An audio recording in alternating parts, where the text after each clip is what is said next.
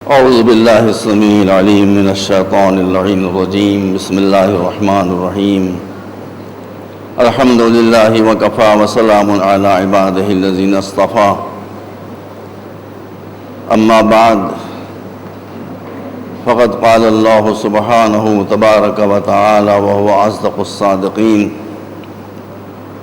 لقد ارسلنا رسلنا بالبینات وانزلنا معهم الكتاب والميزان ليقوم الناس بالقسط۔ آپ حضرات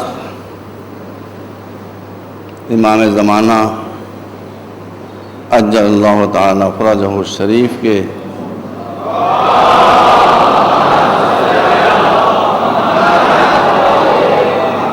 جشن میلاد مبارک میں تشریف فرما ہیں اور امام کے آنے کی غرض یہ بتائی گئی ہے یملؤ الارض قسطا وعدلا کما ملئت ظلما وجورا۔ امام جب آئیں گے تو دنیا کو عدل اور انصاف اور جسٹس اور نیائے سے اسی طرح بھر دیں گے جیسے وہ ظلم و جور سے بھر چکی ہوگی۔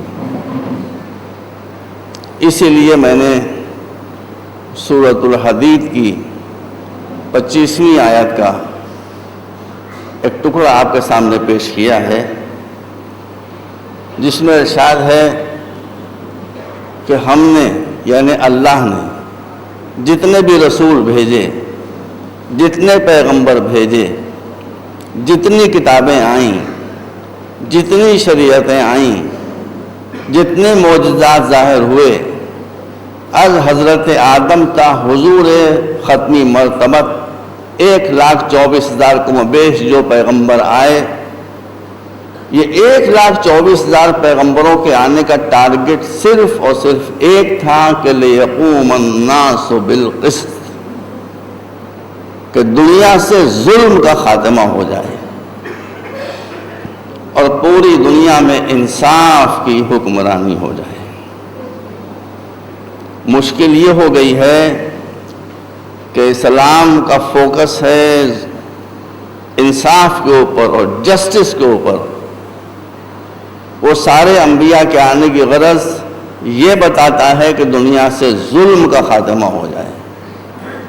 مسلمانوں سے کہتا ہے کونوا قوامین بالقسط، مسلمانوں تمہاری ذمہ داری فقط یہ نہیں ہے کہ تم کسی پر ظلم نہ کرو، تمہاری ذمہ داری یہ ہے کہ تمہارے سامنے کوئی کسی پر ظلم نہ کر سکے۔ اور مسئلہ الٹا ہو گیا، مسئلہ الٹا یہ ہو گیا کہ خود مسلمان آج ظالموں کی صفوں میں کھڑے ہوئے۔ اس سے بڑا المیہ اور کیا ہوگا کہ مسلمان خود، میں کوئی بہت لمبی تقریر نہیں کروں گا، بہت دیر ہو گئی ہے، مجھے اور مطالب پیش کرنا تھے لیکن میں نے اسے کاٹ دیا ہے وقت کو بچانے کے لیے۔ تو قرآن ہی کہتا ہے کہ مسلمانوں کی ذمہ داری یہ ہے کہ پوری دنیا میں جہاں مسلمان ہوں وہاں کوئی کسی پر ظلم نہ کر سکے۔ اور آج جو پوزیشن ہے وہ آپ مجھ سے بہتر جانتے ہیں کہ مسلمان ایک ظالم قوم کے طور کے اوپر مشہور ہو گئے ہیں۔ مسئلہ کیا ہے؟ بعض وقت میں بھی ذرا جذباتی ہونے لگتا ہوں، سینٹیمنٹل ہونے لگتا ہوں، ایموشنل ہونے لگتا ہوں۔ میرا دل چاہتا ہے کہ میں اپنے امام سے فریاد کروں کہ مولا آپ تو پردے میں چھپے بیٹھے ہیں، اگر اتنا ہی مسئلہ ہوتا تو کوئی مصیبت تھی لیکن بہت بڑی مصیبت نہیں تھی۔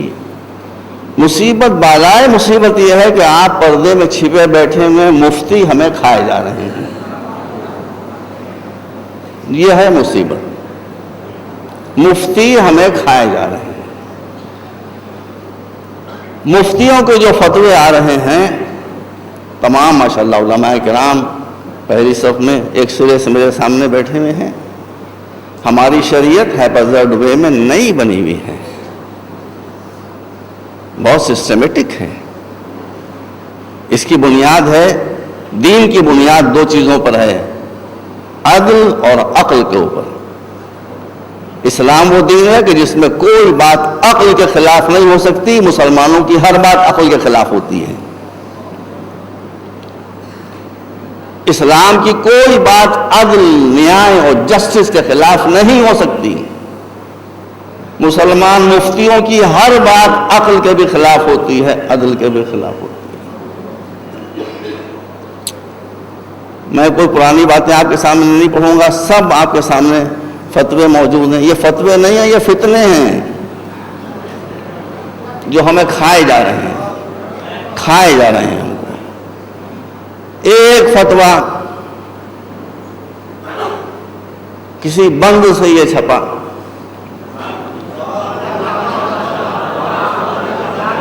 کسی نے پوچھا مفتی صاحب یہ فرمائیے کہ ہم اپنے گھروں میں ڈبل بیڈ استعمال کر سکتے ہیں؟ ڈبل بیڈ تو آپ جانتے ہوں گے، یا خالی ڈبل روٹی جانتے ہیں؟ مفتی صاحب یہ فرمائیے کہ ہم اپنے گھروں میں ڈبل بیڈ استعمال کر سکتے ہیں. مفتی صاحب نے اپنی نورانی ریش مبارک پر ہاتھ پھیر کر ارشاد فرمایا کہ چونکہ رسول اللہ نے کبھی ڈبل بیڈ استعمال نہیں کیا تھا، اس لیے ڈبل بیڈ کا استعمال کرنا بدعت.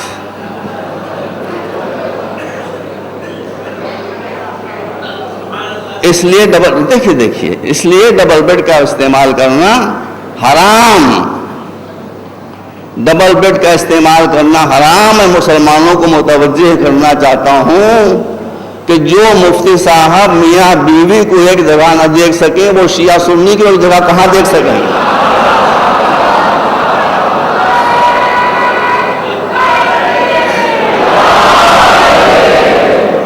یہ سب فتوے آپ کو یاد ہوں گے.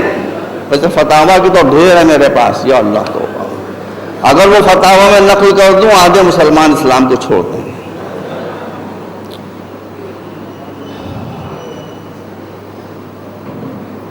ایک اور فتویٰ جس پر میڈیا میں بہت ہنگامہ ہوا تھا، آپ کی نظروں کے سامنے ہوگا. بھائی آپ یہ بتائیے کہ کوئی فتویٰ اگر قرآن کے خلاف ہو تو ہم قرآن کو مانیں گے کہ فتوے کو مانیں گے؟ بہت مشہور تمام اخباروں میں آیا تھا، الیکٹرانک میڈیا میں آیا تھا. ایک خسر نے یعنی فادر ان لا نے اپنی بہو کے ساتھ بدکاری کی. مفتیان کرام نے یہ فتویٰ دیا کہ چونکہ یہ ثابت ہو گیا کہ اس بڈھے نے کمبخت نے اس بہو کے ساتھ منہ کالا کیا ہے تو اس کو کوئی سزا نہیں ملے گی، بیوی شوہر پر حرام ہو گئی. اب ذرا غور کیجیے گا بھائی، بیوی شوہر پر حرام ہو گئی. اب شوہر نے کیا کیا تھا؟ شوہر کی تو کوئی غلطی نہیں تھی. قرآن یہ کہ لا تزر وازرۃ وزر اخری ہے کہ نہیں؟ قبلہ بتائیے، لا تزر وازرۃ وزر اخری، یہ قرآن کی آیت ہے کہ ایک کے گناہ کی سزا دوسرے کو نہیں دی جا سکتی ہے. بدکاری کر رہا ہے خسر، اور خسر میں آ رہا ہے بیٹا. لو آپ سمجھائیے تو میں کیا کروں. خسر کہتے ہیں عربی میں نقصان کو، ان الانسان لفی خسر. سمجھ رہے ہیں؟ تو بدکاری کے خسر نے بیوی چھوٹی بیٹے کی. یہ ظلم ہے کہ نہیں ہے نا ظلم؟ میں گزشتہ سال پاکستان میں کراچی مجلس میں پڑھ رہا تھا. اسی دوران میں نے خود دیکھا جیو ٹی وی کے اوپر نصیر آباد قصبہ ہے کوئٹے کے پاس بلوچستان میں 11 بچیوں کی لاشیں 20 سال 22 سال کی زمین سے کھود کر نکالی گئی تھی، سامنے رکھی گئی تھی. سنیے گا ذرا کیا خطا تھی ان بچیوں کی. ان کی خطا یہ تھی کہ یہ اپنی پسند کی شادیاں کرنا چاہتی تھیں. تو مفتی صاحب نے یہ فرمایا کہ عورت اور اپنی پسند کی شادی کی بات کرے، اڑا دو ان کم بختوں کو گولیوں سے. بس یہی جرم تھا، کوئی بدکاری نہیں کی تھی. ان کا بھائی ہم اپنے پسند کی شادی کرنا چاہتے ہیں، ہمارے اوپر ہمارے دولہا کو نہ ٹھوسو تو. ان کا اڑا دو ان کو گولیوں سے اڑا دیا گیا. اور ابھی ان کی سانسیں آ رہی تھیں، زندہ تھیں وہ بچیاں کہ ان کو زندہ زمین میں دفن کر دیا گیا. مجھ سے لوگوں نے پوچھا کہ آپ کے اس پر کمنٹس کیا ہیں. میں نے کہا اچھا ہوا کہ مفتی صاحب رسول اللہ کے زمانے میں نہیں تھے، ورنہ جو ان بچیوں کا حشر ہوا وہی بی بی خدیجہ کا حشر ہوتا ہے. اس لیے کہ بی بی خدیجہ نے بھی اپنی پسند سے رسول کے ساتھ شادی کی تھی.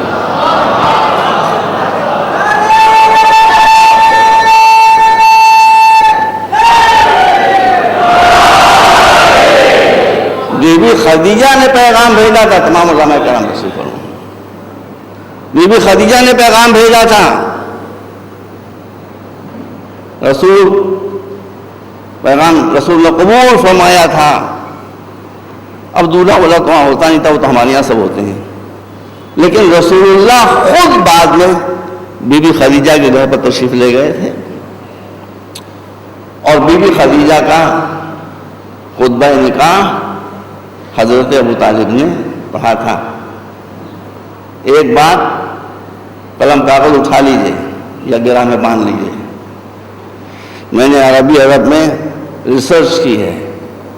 میں پوری آتھینٹسٹی کے ساتھ بات کہنے کے لیے جا رہا ہوں، چیلنج کے ساتھ. بی بی خدیجہ کے نکاح کا خطبہ حضرت ابو طالب نے پڑھا تھا. خطبے کے الفاظ الگ الگ کتابوں میں الگ الگ آئے ہیں. تاریخ خمیس جو اہل سنت کی معتبر ترین تاریخ ہے، اس میں جو خطبے کے الفاظ ہیں وہ یہ ہیں کہ حضرت ابو طالب نے خطبہ نکاح پیغمبر یہاں سے شروع کیا، الحمدللہ رب العالمین. کہاں سے شروع کیا؟ تاریخ خمیس، الحمدللہ رب العالمین. اور آپ علماء کی خدمت میں مؤدبانہ گزارش ہے، میں نے عربی ادب میں ریسرچ کی ہے.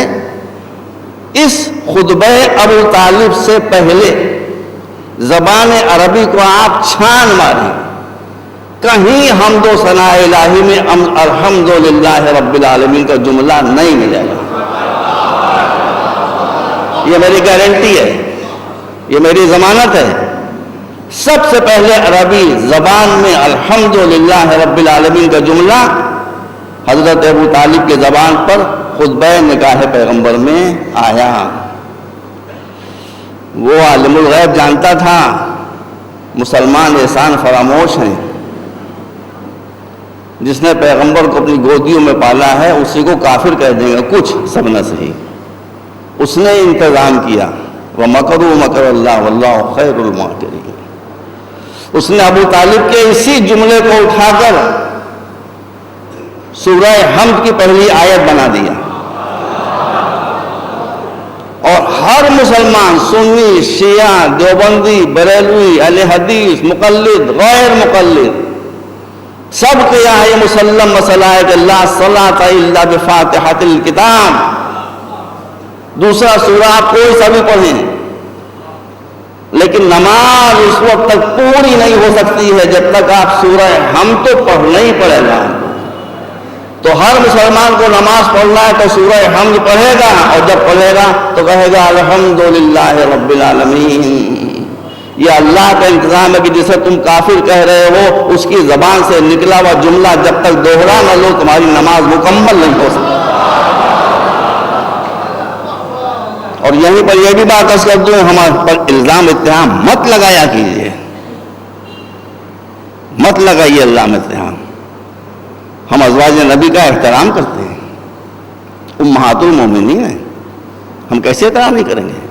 مگر بس ایک بات بتا دیتا ہوں پوری ذمہ داری کے ساتھ، اور بات یہ ہے کہ بیویوں کا تو ہم سب کا احترام کرتے ہیں، مگر جو مرتبہ بی بی خدیجہ کا ہے وہ کسی کا نہیں ہے، اور اس کا ثبوت یہ ہے کہ صرف بی بی خدیجہ وہ ہے کہ جن کو رسول بیاہ کر ان کے گھر سے اپنے گھر میں لائے ہیں، صرف بی بی خدیجہ کو رسول اپنے گھر میں لائے ہیں، باقی بیویاں آئی ہیں، لائی نہیں گئی۔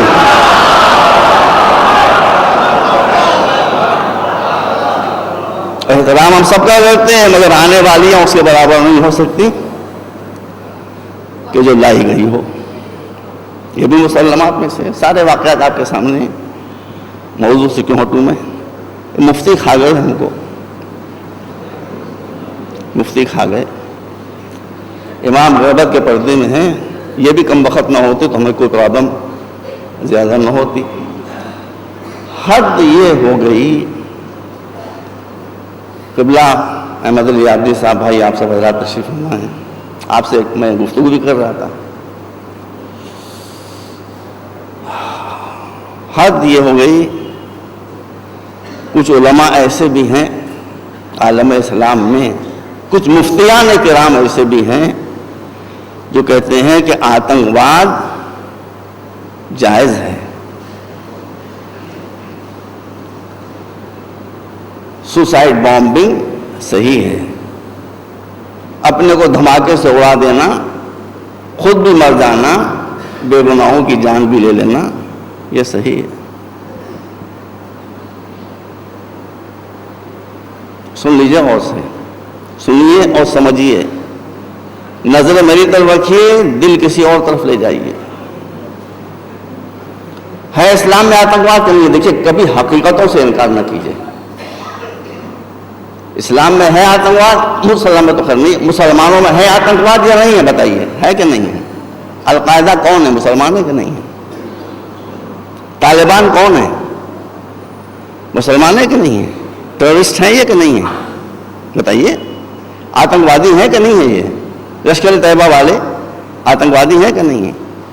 سوال آج میں آپ اتنے بڑے مجمع میں کہہ رہا ہوں، اور میں چاہتا ہوں کہ یہ بات گورنمنٹ تک اور LIU تک اور CBI تک سب تک پہنچ جائے۔ میں سب سے پہلے ایک شیعہ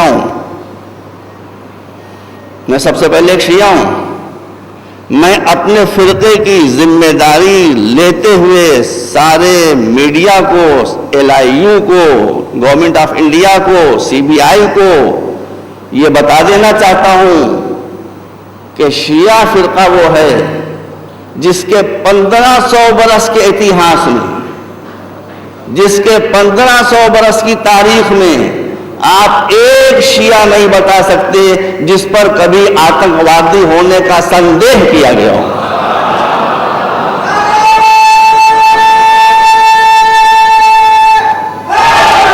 یہ میری ذمہ داری ہے۔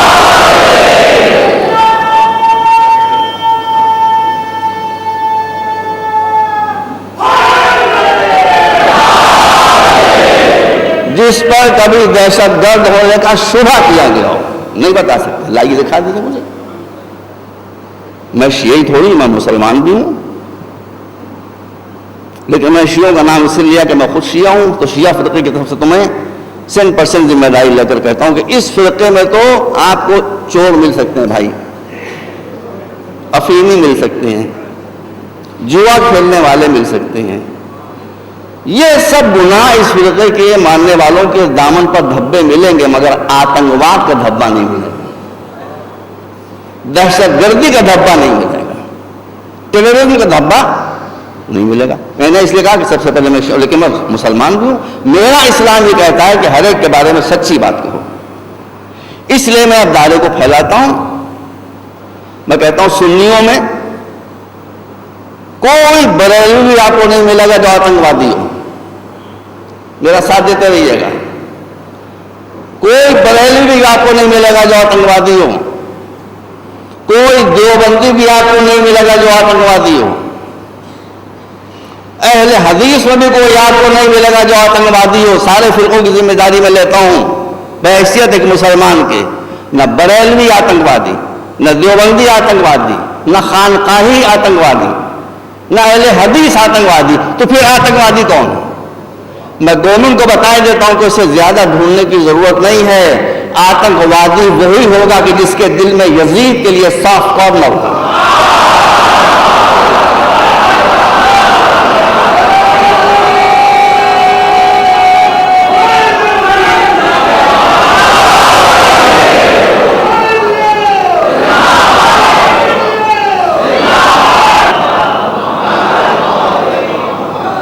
जो यजीद को रहमतुल्लाह अलैह कहे, गवर्नमेंट उसी पर नजरें जमा दे, समझ ले कि यही वो कूड़ा करकट है कि जहां से टेररिज्म पैदा होता है, यही वो गंदगी है कि जहां से आतंकवाद पैदा होता है। मैं गलत कह रहा हूं? अगर मैं गलत कह रहा हूं, उसामा से जाकर पूछिए वो यजीद को क्या कहता है।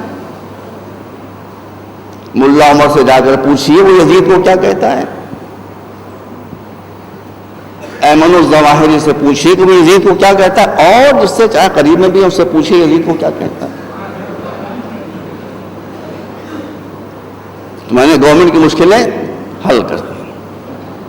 सिर्फ यहीं से आतंकवाद पनपता है, इसी गटर से, इसी गटर से आतंकवाद पनपता है। देख लें आप अच्छी तरह से। कितनी अफसोस की बात है। अच्छा, एक आतंकवाद और भी है। एक आतंकवाद है आसमान पर, एक आतंकवाद है जमीन पर। जमीन पर आतंकवाद की बेस है सऊदी अरब। जमीनी आतंकवाद की बेस है, मैं डरता होता किसी से नहीं, जमीन पर आतंकवाद की बेस है सऊदी अरब। आसमान पर आतंकवाद की बेस है हजरत अमेरिका रज़ी अल्लाह ताला अन्हु।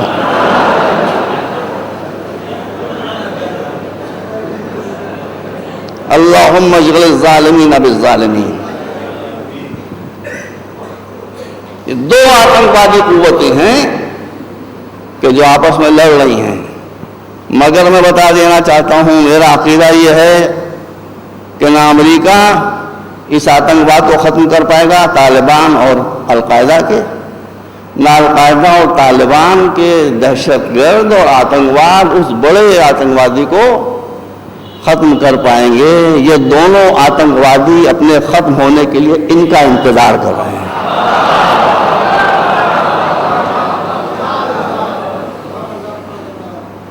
वो बड़ा आतंकवादी, ये छोटे आतंकवादी, ये दोनों आपस में लड़ते रहेंगे मगर एक दूसरे को खत्म नहीं कर पाएंगे। इन दोनों को खत्म अगर करेगा तो ये वारिस अदल व इंसाफ, ये इस आतंकवाद को भी खत्म करेगा और उस आतंकवाद को भी खत्म करेगा। मैंने शुरू की बहुत से मतालिब काट दी इसलिए कि बहुत तंग हो गया था। लेकिन अब मैं आपसे कहना चाहता हूं, इमाम आएंगे तो क्या करेंगे भाई? देखिए, आज भी एक सेमिनार था, मौलाना तशरीफ फरमाते, मैंने कहा मैं बहुत बुरा इंसान हूं मगर मुझे गुस्सा नहीं आता कभी, बिल्कुल वो पुर्जा ही टूटा हुआ है, मुझे गुस्सा नहीं आता। आप मुझसे खुल के बात करें। अगर आपको ख्याल आ रहा है मैं गलत कह रहा हूं, मैं कभी बुरा नहीं मानूंगा। अगर मेरी गलती है तो मैं फौरन से तस्लीम भी कर लूंगा। दीन में जिद का मसला नहीं होना चाहिए। यहां भी एक मसला है, मसला है मारिफत का। मौलाना आबिदी साहब, मसला है मारिफत का। लोग इस्लामी को नहीं समझे, इस्लामी को नहीं समझे तो इमाम को क्या समझेंगे भाई? हमने पूछा इस्लाम क्या होता है? उन्होंने कहा जी इस्लाम ये होता है कि मुसलमान मुआशरा जहाँ होता है, मुस्लिम सोसाइटी जहाँ होती है, वहाँ गुंबद मस्जिदों के दिखाई देते हैं, वहाँ मीनार दिखाई देते हैं, लाउड स्पीकरों से अजानों की आवाज़ें दिखाई देती हैं। मस्जिद में जाने वालों को देखिए तो उनकी उलझी हुई दाढ़ियाँ होती हैं,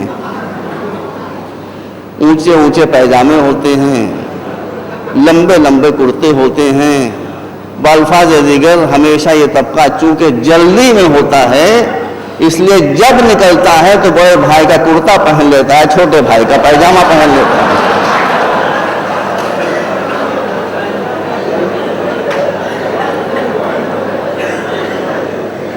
یہ اسلام آ رہا ہے.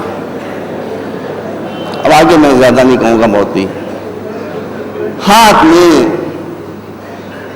دونوں ہاتھوں میں کچھ ہوتا ہے، اب زیادہ نہیں، بہت پرٹیکولر معاملہ ہو جائے گا. ایک ہاتھ بتا رہا ہوں، ایک ہاتھ میں دتون ہوتی ہے، کچر کچر کچر کچر. یہ اسلام آ رہا ہے. اے بھائی اگر یہی مسلمان ہیں تو جن حوروں کے عشق میں یہ مسلمانوں نے اپنی گد بنائی ہے، وہ حوریں تو ان مسلمانوں کو دیکھ کے بھاگ جائیں گی، ڈر کے مارے بھاگ جائیں گی. بھائی وہ نازک دل حوریں کہاں کے پاس آ پائیں. سمجھیے بات، کتنا زمین آسمان کا فرق ہے. مولا علی سے جب پوچھا گیا کہ مسلم معاشرہ کیا ہوگا، ان سے پوچھا ہوگا جا گنبد ہو، مینار ہو، اذانے ہو، یہ ہو وہ ہو.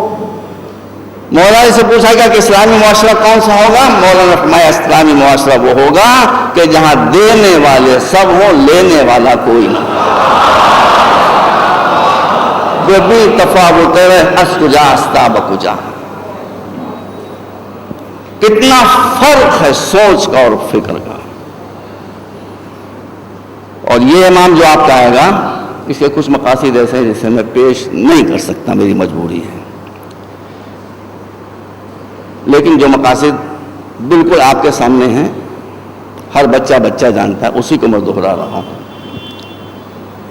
ایک مقصد یہ ہے کہ امام جب تشریف لائیں گے تو غربت ختم ہو جائے گی. ہے کہ نہیں ہے بتائیے؟ غربت دنیا سے ختم ہو جائے گی. کوئی ہندو بھی غریب نہیں رہے گا، کوئی کرسچن بھی غریب نہیں رہے گا، کوئی انسان غریب نہیں رہے گا، ہے نا؟ غربت کا خاتمہ. ہر انسان اچھے اچھے مکانوں میں رہ رہا ہے، ہر انسان ڈبل بیڈ پر سو رہا ہے، ہر انسان کاروں میں چل رہا ہے. غربت کا خاتمہ ہو گیا، ہے کہ نہیں؟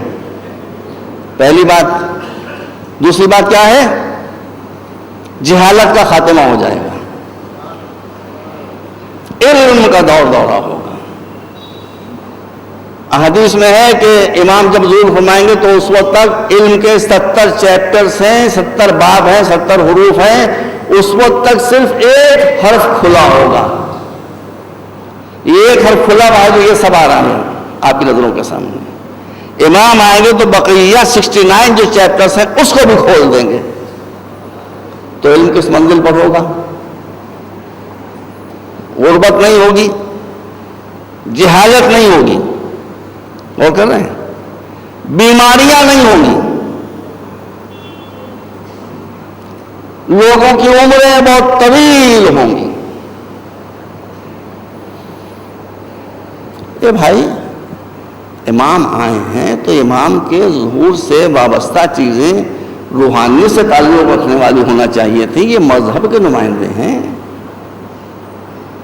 میں امام کے ماننے والوں کو کی خدمت میں مؤدبانہ عرض کرتا ہوں کہ میرے چھوٹے ہیں تو ان کو گلے سے لگا کر، اور بڑے ہیں تو ان کو سینے سے لگا کر عرض کرنا چاہتا ہوں. آپ بتا رہے ہیں کہ امام کے آنے کی غرض یہ ہے کہ غربت ختم ہو جائے گی، جہالت ختم ہو جائے گی، بیماریاں ختم ہو جائیں گی. ابھی یہ بچہ پیارا یہ بیٹھا ہوا ہے، ہم سب دعائیں مانگتے ہیں کہ ہم امام کے سپاہیوں میں ہوں. آپ مجھے بتائیں کہ دنیا میں کوئی لشکر ایسا ہے جس لشکر میں سپاہیوں کو بغیر ٹریننگ کے لیے لیا جاتا ہو؟ لیا جاتا ہے، پہلے ٹریننگ ہوتی ہے پھر لیا جاتا ہے. 3 دن پہلے میں کسی ایرانی ہائی آفیسر سے بات کر رہا تھا تو میں نے اس سے پوچھا کہ بھائی یہ بتائیے کہ اسرائیل کے وہ جو ٹینک تھے جس کے بارے میں یہ دعویٰ تھا کہ اس کو کوئی دنیا کا راکٹ اور ہتھیار توڑ نہیں سکتا ہے، اس کو حزب اللہ نے کیسے اس کا بھوسا بنا دیا؟ کہا کہ ان کو ٹریننگ دی گئی تھی. میں نے کہا کیسے ٹریننگ دی گئی تھی؟ کہا کہ امریکہ نے عراق کو بھی اسی سے ملتے جلتے ٹینک دیے تھے. یہ مجھ سے بھی 3 دن پہلے بتایا، میں نام نہیں لوں گا، بہت ہائی آفیسر نے. انہوں نے کہا کہ ملتے جلتے ٹینک عراق کو دیے گئے تھے، اس میں سے کچھ ٹینک ایرانی کے قبضے میں آ گئے تھے. انہوں نے چھان مارا کہ اس میں کوئی جگہ تو ایسی ضرور ہوگی کہ جو ایک نازک جگہ ہوگی کہ اس پر اگر کسی گولی کا وار پڑ جائے تو اس ٹینک کے پرخچے ہو جائیں. آخر میں انہوں نے دیکھ لیا.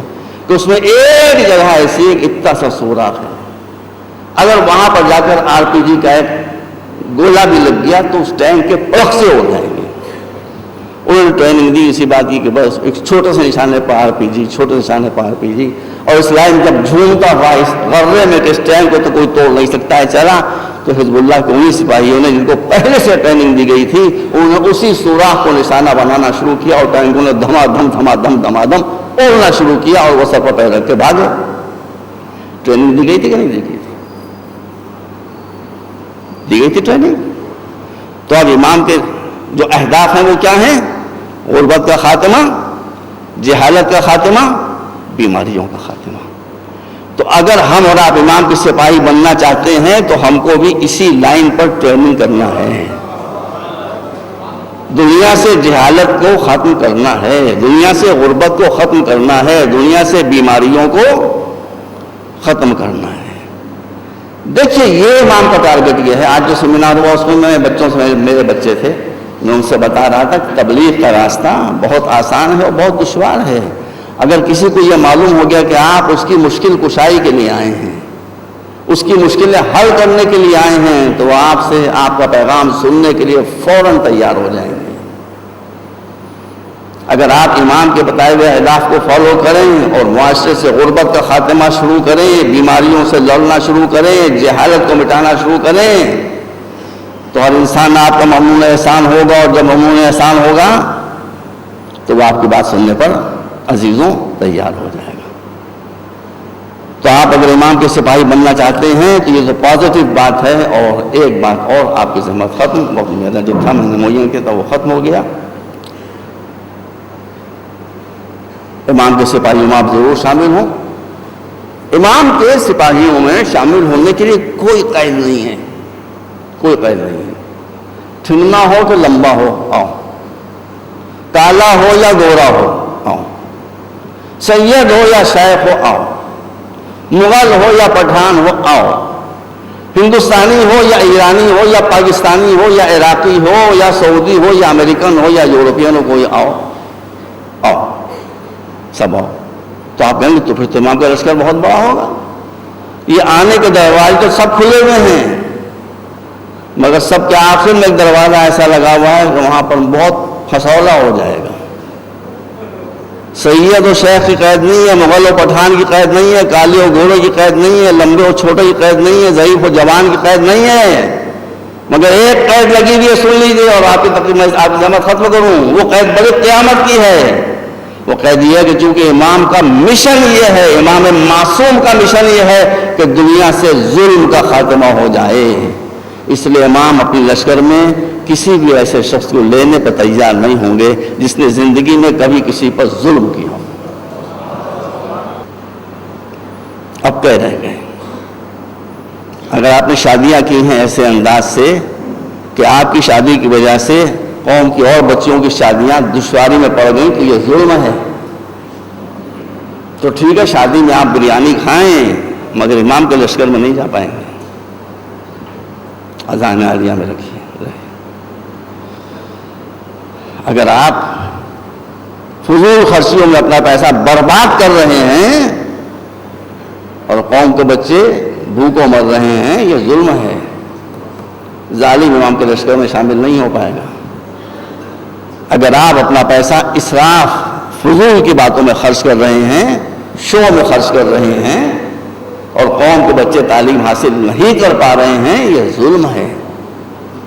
ظالم امام کے لشکر میں شامل نہیں ہو پائے گا۔ اس لیے میری آپ سے التماس ہے، آپ امام کی بارگاہ میں عریضے بھیجیں، ضرور بھیجیں، دریا میں ڈالیں، ندی میں ڈالیں، سمندر میں ڈالیں، تالاب میں ڈالیں، یہ عریضے وہاں پہنچیں گے، یہ عریضے وہاں پہنچیں گے۔ آپ جی صاحب میرے سامنے بیٹھے ہیں، رقم میں ہم لوگ عریضے ڈالتے ہیں، گومتی ندی میں ایک پکا پل کہلاتا ہے، یاد ہے آپ کو؟ اسی پکے پل سے جا کر ہم لوگ عریضے دیتے ہیں، بس 2 منٹ بعد ختم ہو رہی ہے۔ اسی پکے پل سے ملی ہوئی ایک مسجد بنی ہوئی ہے نا، شاہ پیر محمد کے ٹیلے کی مسجد کہلاتی ہے۔ وہ اہل سنت ہمارے بھائی ہیں، ان کی مسجد ہے۔ میں عریضہ دے کر پلٹ کر آ رہا تھا، وہ ہنسنے لگے۔ میں نے کہا بھائی کیوں ہنس رہے ہو؟ کہا آپ نے وہ جو مولانا عریضہ ڈالا تھا مچھلیوں نے آٹا کھا لیا، عریضہ پانی پر تیر رہا ہے، کہاں گیا یہ ایسا میرا؟ کیوں جہالت کی باتیں کر رہے ہیں؟ میں نے کہا جب 10 بجے تو ذرا میرے آفس صاحب زحمت کر لیں، میرا آفس جانتے تھے، وہ آفس آئے۔ میں نے کہا یہ خط رکھا ہوا ہے، پرانی بات ہے 15-20 سال پہلے کی۔ میں نے کہا یہ خط رکھا ہوا ہے، اسے مجھے امریکہ بھیجنا ہے اپنے دوست کو۔ کہنے بھیج دیجئے ڈاک سے، ایئر میل۔ میں نے کہا نہیں ایئر میل میں نہیں بھیجوں گا، میں اس کو بھی آپ کے سامنے بھیج رہا ہوں، یہ ابھی ان تک پہنچ جائے گا۔ کہنے ابھی 10,000 میل دور؟ میں نے کہا جی ابھی اسی سیکنڈ پہنچتا ہے یہ۔ کہنے ہم بھی دیکھیں کیسے پہنچتا ہے۔ ہم نے کہا دیکھیے کیسے پہنچتا ہے۔ میں نے فیکس مشین اٹھائی، ان کا نمبر ڈائل کیا، فیکس مشین میں اس خط کو میں نے انسرٹ کیا، فیکس مشین میں اس خط کو نگلنا شروع کیا، ان کی آنکھیں پھٹنا شروع ہوئی۔ وہ سمجھا کہ یہ امریکہ جا رہا ہے۔ وہ ہوا یہ کہ وہ ادھر سے اس نے کھایا، ادھر سے وہ ٹرین میں گر پڑا۔ کہنے کہاں گیا؟ وہ تو نکل کے گر پڑا۔ میں نے کہا پڑے ہوئے خط کو نہ دیکھیے، ٹیلی فون کر کے پوچھیے کہ پہنچ گیا کہ نہیں پہنچا۔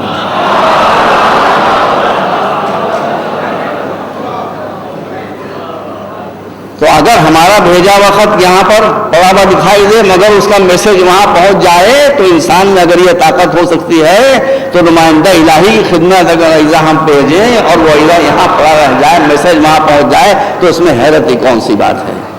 اللہ کی بارگاہ میں